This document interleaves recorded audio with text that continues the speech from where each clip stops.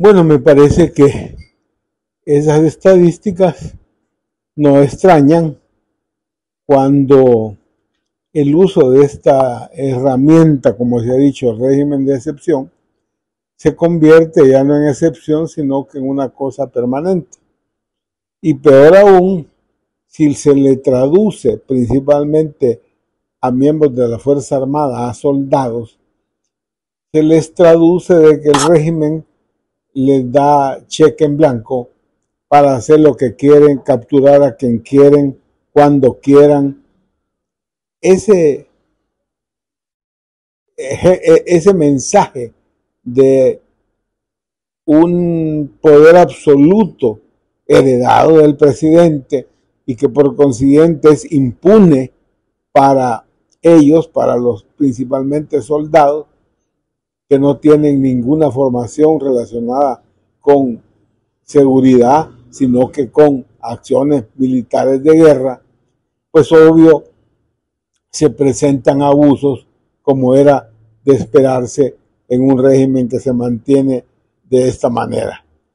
Y la policía sucede lo mismo, es darles el poder en exceso, sin control, y haber trasladado ese mensaje, insisto, de impunidad para los cuerpos, el cuerpo de seguridad, policía y el ejército, que insisto, no tiene ninguna formación ni capacidad para hacer eh, seguridad pública, sino que acciones militares. Así es que no es de extrañar ni eso, ni el caso de la violación de esa niña, que claro, ahora el gobierno, habiéndolo tenido secreto al principio y hacerse público, pues no le queda más que convertir una situación negativa ahora en algo positivo a través de la propaganda y ocupar a esa gente de chivo expiatorio de otros daños, de otros desmanes cometidos por esas autoridades.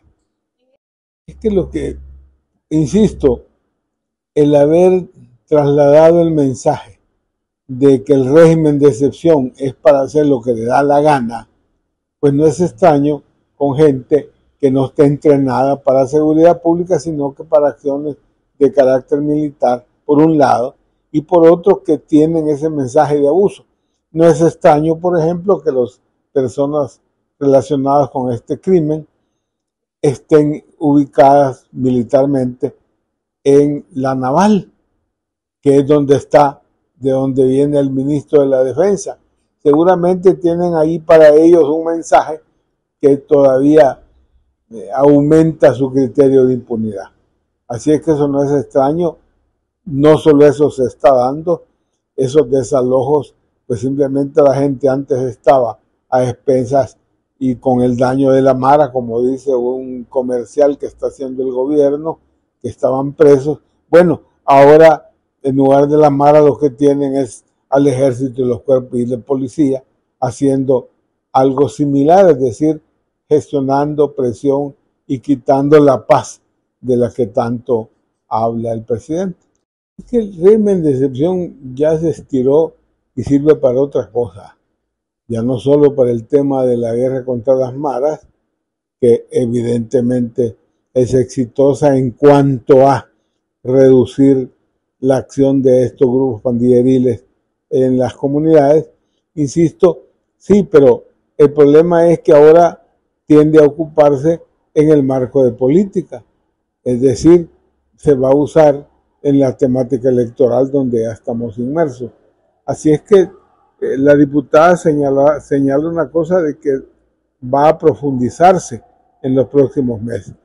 Van a continuar el régimen de excepción hasta después de las elecciones y ya con otro tipo de carácter. Ese mensaje que cualquier autoridad de estas le dice, si no haces tal cosa, te vamos a aplicar el régimen, quiere decir que simplemente como no hay ningún derecho, porque el régimen de excepción ya se estiró a todos los derechos ciudadanos, cuando no es así lo que dice el decreto, pero esa es la realidad y así va a seguir, me parece a mí, posteriormente hasta después de las elecciones y seguramente lo van a dejar mucho más tiempo más. Con respecto a hace unos días, el presidente ante la ONU para dar el enfatizó bastante sobre la seguridad que vive el país.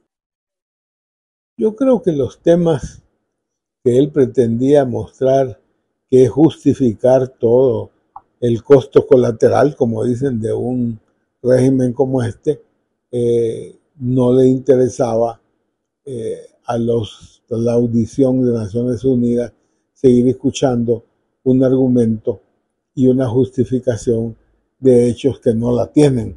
Es decir, el régimen de excepción, si bien es cierto, es una herramienta utilizada para la guerra contra las pandillas, también es cierto, genera una serie de daños a la población, encarcelamiento de personas que no tienen nada que ver, encarcelamiento de personas por una denuncia anónima que la acusan de colaborador y le dan el mismo carácter al colaborador, al miembro de la pandilla, al tatuado, al no tatuado, al tatuado con cualquier cosa, le dan exactamente el mismo trato y bueno, resulta de que nadie pasa a un tribunal sino hasta más de 2 años, como se ha dicho, cuando la ley misma decía que 15 días era lo que se esperaba suficiente, ya no las 72 horas, como decía la ley penal, sino 15 días.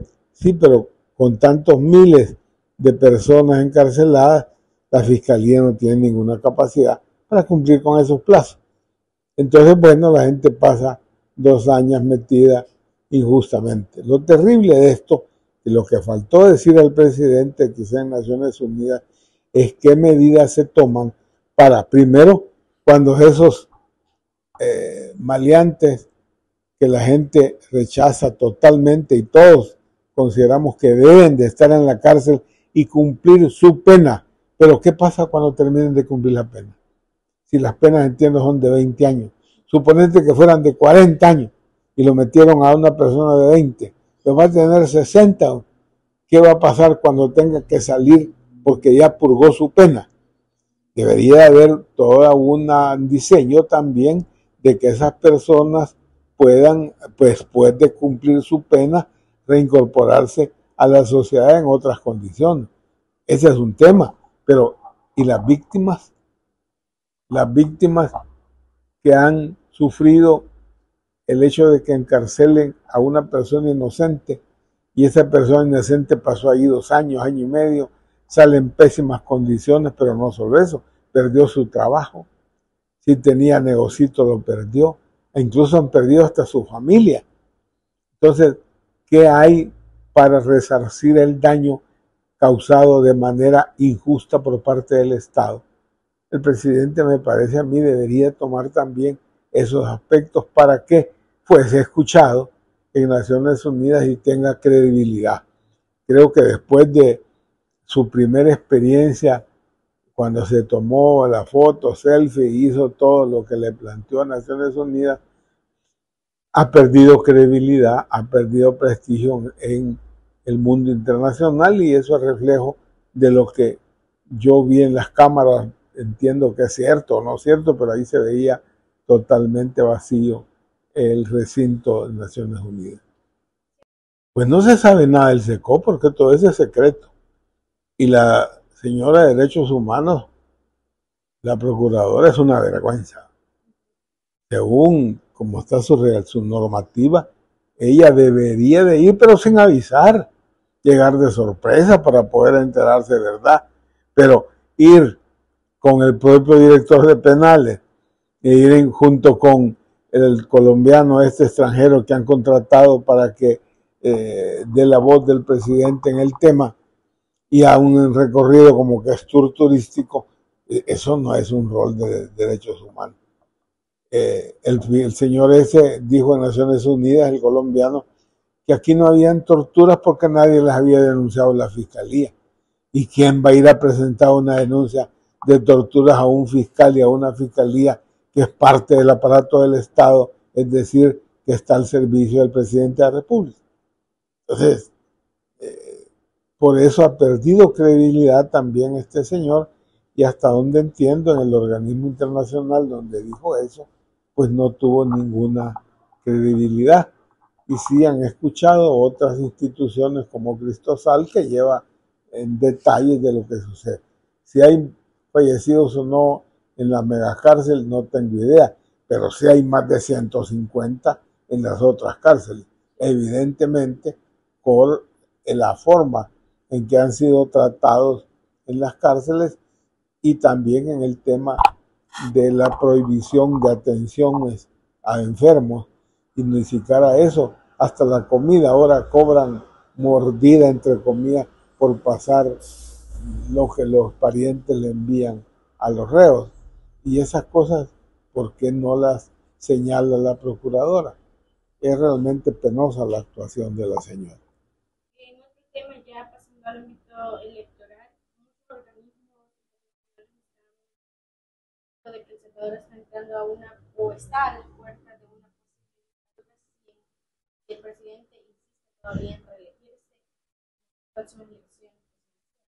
Para mí es evidente que el proceso va caminando hacia eso. La reelección es uno de los temas centrales para establecer una dictadura, igual que el tema de reformas a la Constitución para permitir que el presidente se reelija cuantas veces quiera, y otras reformas más a la Constitución que están indicando la visión esa del dictador o de la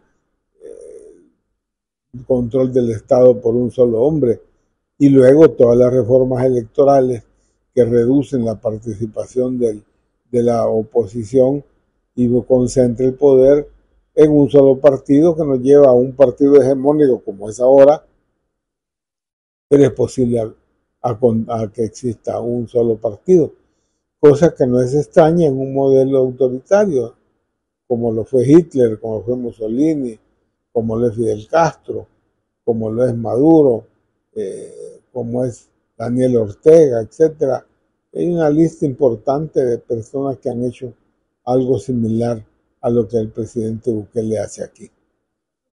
Sí, a mí no me extraña, como le digo, cómo los pasos que da son como una especie de cumplimiento de un manual del dictador. Y se hace lo mismo, insisto, se han hecho otros casos en la historia, no solo internacional, sino la nuestra también. El general Martínez, por ejemplo, o otros regímenes militares que se dieron. Pero incluso antes, el siglo antepasado, donde familias, inicios, perdón, del siglo XX también, familias, Quiñones, Molina, Dueñas o lo que sea, simplemente vivían repartiéndose el poder permanentemente. Saldívar y otros nombres más que seguramente en la historia aparecen. Es decir, esto no es extraño, es una tendencia de ciertos tipos de políticos de buscar perpetuarse en el poder y tener el control total del Estado. Muchas veces se ha escuchado decir de que el país está avanzando y que ahora la gente ya no quiere salir del país, sino que se quieren regresar, por ejemplo, los hermanos. Pero sin embargo, la semana pasada se daba a conocer que se sigue dando el éxodo de la migración ilegal hacia Estados Unidos y que pues las ciudades fronterizas entre México y Estados Unidos estaban abarrotadas. ¿Cuál es su opinión al respecto de eso? Que no me extraña que la gente en la diáspora haya comprado todos los millones de propaganda que realiza el gobierno internacional y plantee esto como el paraíso y El Salvador está en el primer mundo, cosas por el estilo. Y lo mismo que la gente se sigue yendo, principalmente jóvenes, buscando el sueño americano. Si aquí fuera un paraíso, ¿por qué se va a ir la gente? En ambos casos, creo que hay una concepción equivocada, porque los salvadoreños pretendieron entrar en Estados Unidos es casi imposible con tremendos costos, pero también el hecho de venir a decir que la diáspora viene de regreso, simplemente si es que viene y si eso fuese cierto, es gente que no tiene idea de la realidad que vive el país. Creo que es al revés. La mayor parte de la gente, buena parte de la gente menor de 35 años, estaba interesada en irse fuera del país. Y si eso fuera legal el irse, bastante más se irían directamente fuera de el paraíso actual que es El Salvador, según la propaganda gubernamental. Mire, el presupuesto, por eso se llama así, presupuesto. Yo presupongo que voy a tener tantos ingresos y como creo que voy a tener estos ingresos, presupongo que voy a tener estos gastos y le pido a cada ministerio en qué quiere gastar. De eso, ¿cuánto realmente es lo que va a ser de ingresos de impuestos o de otras formas legales de ingresos? Simplemente lo que sí puede uno entender es que ese presupuesto, al aprobarse posteriormente, la Asamblea le va dando al Ejecutivo lo que demanda para cambiar la orientación de los recursos del presupuesto. Ahí le han quitado, hasta donde entendí, 40 millones a los hospitales para pasárselos a Casa Presidencial. Alguien decía, sí, pero es que mira, los hospitales, lo que pasa es que no logran implementar todo el presupuesto y les sobran varias decenas de millones de dólares y eso se traslada.